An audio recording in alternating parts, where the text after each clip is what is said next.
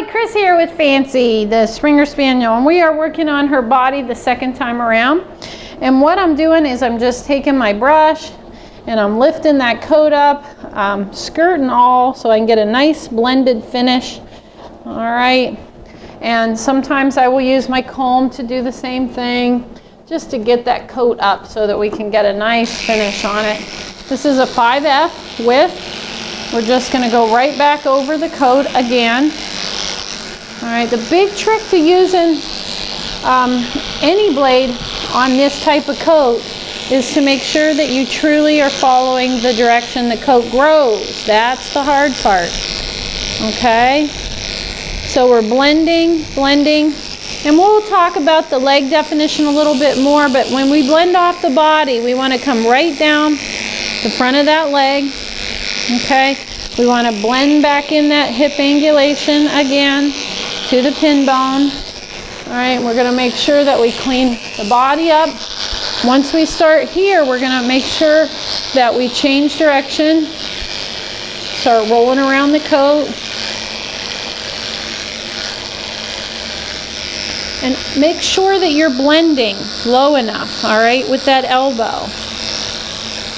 Okay, there's the elbow, and that's where we're blending. We're blending all that off. Okay. And we're going to come down. All right, the body, and then the shoulders. We're going to come down from the back of the ear and blend. And all we're doing the second time around is just making sure that we've got all this work we've done with the 5F, that it's finished, okay? That we've got that blended from the body to the elbow, and then around to the furnishings from the elbow. There's our, and notice how I keep that skin pulled tight. I pull it up, but be careful that you're not changing your blending line, because if you pull too far up, it'll change your blending line, okay?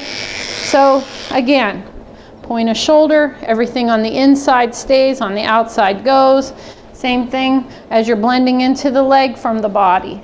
Everything on the outside blends off, everything on the inside stays. Level top line, and the rear assembly is the same.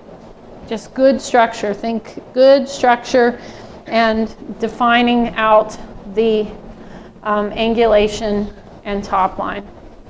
All right, I think that ought to do it. And that again was a 5F. You can use a 4F. I usually don't recommend a 7F. It's typically a little short for the health of the skin and coat. Thanks.